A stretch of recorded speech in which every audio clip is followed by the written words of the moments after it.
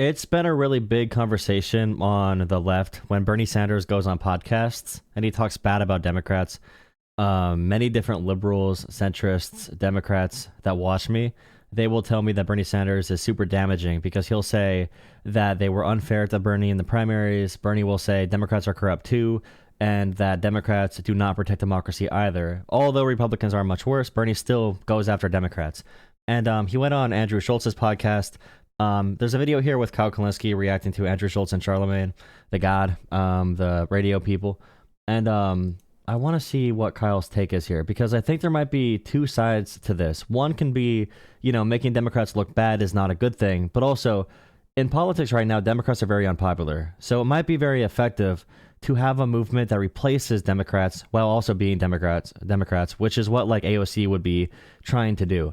But also, if you can deactivate some Trump voters and say, like, maybe they don't vote Democrat, but Bernie Sanders can convince them that Donald Trump is not cool because Bernie Sanders makes moral arguments, and these moral arguments can change the foundation of how we have these conversations. Those Trump voters that just don't vote anymore can also be huge benefits for Democrats. And I also don't expect Bernie Sanders to be attacking, to not be attacking Democrats anytime soon. He is an independent. That's not going to change. But yeah, I want to see what Kyle Kulinski says here.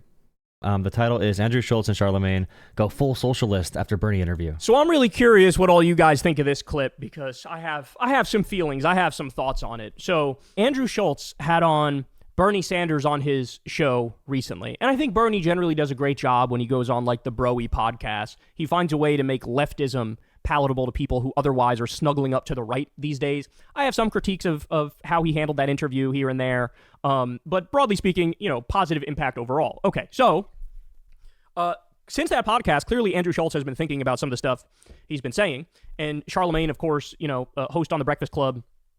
He also fills in for The Daily Show from time to time. They're having a conversation here about politics, and I did not have this on my bingo card, the stuff that they end up saying here. Let's watch. Listen to this. You know what the reflection is? And Bernie said it on Flagrant. Everybody's the fucking blame. This ain't a Democrat thing. It's not a Republican thing. This is government has failed the people. We live in a capitalist society where you got all of these motherfuckers with all the wealth. Elon Musk has more wealth than more than half of the bottom of America. Like, come on. Like, there's no way we live in a society that claims to be the most wealthiest society on the planet and we can't fix homelessness. Well, in that case, the Democrats' pivot should be to go more socialist. Yeah, which I'm fine with. Yes, they should. That's what everybody's saying. Bernie. That's what everybody's saying.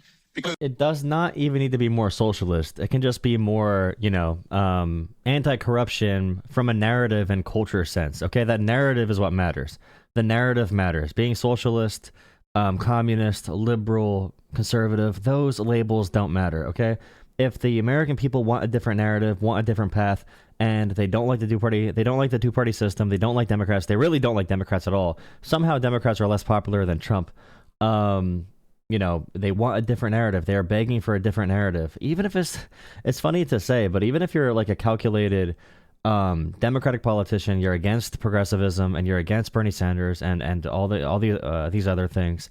At least positioning yourself, at least positioning your messaging in this direction would be so pragmatic. There is a way to critique your own party and to benefit from it politically. because the Republican solution to what you just described is going to be more capitalism.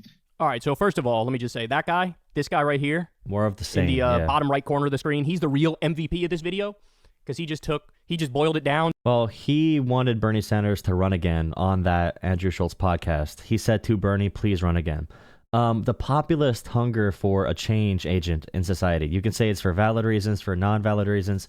The populist hunger, the populist fervor is here. And you can choose someone who, at their core, believes in a liberal democracy, but wants a serious, aggressive reform. And you can use that person to stave off the fascist revolution, okay? And the issue right now is Donald Trump is the fascist revolution. And we never got our FDR, who is like an authoritarian liberal who believes in liberal democracy, who believes largely in the Constitution, who believes in a radical reformist message where the system's going to be aggressive in maintaining a better standard and becoming something totally different.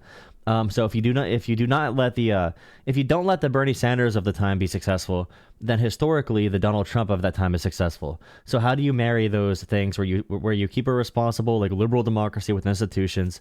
And the answer might be someone like an AOC, someone like Please drop a like, comment, and subscribe for the algorithm. Also consider supporting my channel in the description down below. Thank you. I think John Ossoff has been pretty promising. I'm not sure what kind of grit he has, but he's really effective as a speaker and really pragmatic. You need someone to marry these different ideas of, like, being counterpart, like pretty much how Obama ran his campaign, but you need to govern in a more genuine way, like Obama said he was going to, kind of. Onto its pure ingredients and said, well, the answer is more socialism. The Democrats should be more socialist. So this guy's based as fuck. I love the reaction of the producer here, too. I'm going to play it for you one more time, because watch the reaction of the producer as if to be like, obviously that's correct. Well, in that case, the Democrats' pivot should be to go more. So look at the guy wearing the Yankees hat. That producer. Watch. Socialist. Yeah, which I'm fine with. Yes, they should. That's what everybody's saying. Bernie. That's what everybody's saying. Because the Republican solution to what you just described is going to be deregulation. More capitalism, deregulation. This clip is largely correct. It's largely correct. The point that's not true is at the beginning, and it kind of triggers me to no end these days, because I really don't like, given the speed with which the Trump people are moving and how everything they're doing is fucking horrible for the country. It is not a tenable position to say both parties are the same. That is just factually not accurate. You have under Biden, for example, he did a great job with the NLRB and union policies. He did when it came to the CHIPS Act, when it came to the Inflation Reduction Act, when it came to the infrastructure bill. They were creating 800,000 manufacturing jobs. And to be honest, you can do Biden's policies, but with Bernie's messaging, okay? You can literally do another Biden presidency with Bernie's messaging, and his approval rating will be 20 points higher than it was, okay? Biden did the infrastructure and manufacturing plans that Trump claimed he wanted to do. Biden did that successfully, but Biden's messaging was the worst of all time. He was too old and frail and tired to message for himself. But if you marry Joe Biden's policies, being pro-labor, a really pro-union president, investing in manufacturing, infrastructure, add in some more taxing the wealthy, make sure the person running is actually healthy and can actually effectively run a political campaign. If you marry all these different things, you don't need to go super far left to have a really successful semi-populist, quote unquote, in the messaging campaign, where you talk about serious restructuring in a more aggressive way that's not going to be like, more of the same. It's not going to sound like more of the same, because Biden still gave more of the same, although there were good differences. The only people that knew things got better under Biden were policy wonks like me, who have done policy education and understand the different nuances in the bills that he got done. But if you do not package and frame the issue to have impact for the American people, you're not going to have the same political benefits as you could with a different the same benefits as you could by building a different narrative. So to say that party is the same as the one who Trump in his first term lost 200,000 manufacturing jobs, and we're losing more now. Those things are not the same. And that's just one example. Biden signed an executive order to raise the minimum wage for federal contractors and employees. It impacted hundreds of thousands of workers. Trump literally signed an executive order to revoke that and lower the pay of those people. It's not the same. Stop saying it's not the same. It's just not. And it's the lazy, I don't follow this stuff closely, both sidesism that triggers me to no end these days. So that very first part is not true. You have to be willing to say, yes, the Democrats are way better than the Republicans, and it's actually not particularly close. Now, having said that, do the Democrats massively fall short of where they need to be? Yes, they do.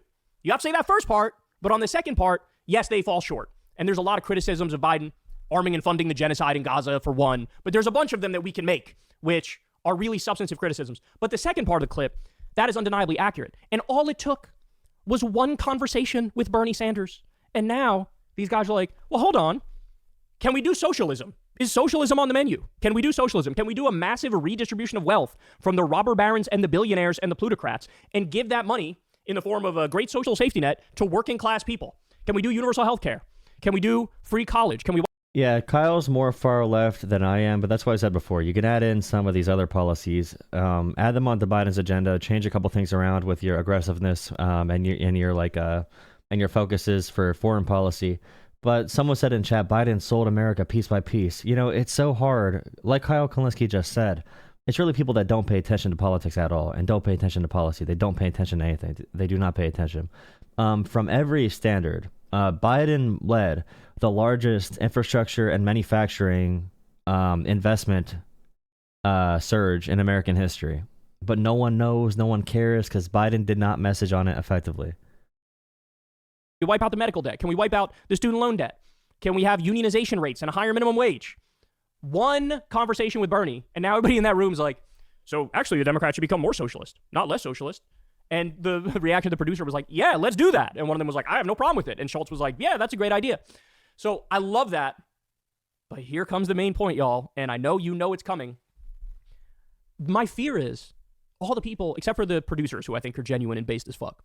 But Andrew Schulz and Charlemagne, more Andrew Schulz, Charlemagne to a lesser degree. I fear he's going to go right back in the next episode and the one after that. And for the next 2 years, 3 years, it will be more criticism of Democrats than Republicans. That's right? true. And if the Democrats were to actually do the right thing, which is go more socialist, what would they do? The right would hit you with a tsunami of propaganda and misinformation. Bernie Sanders wants to take 90 cents on every dollar you make, bro. He wants... I agree with this, but like Bernie Sanders can go into these spaces and open the door. And the same thing goes with when Pete Buttigieg went on Andrew Schultz's show.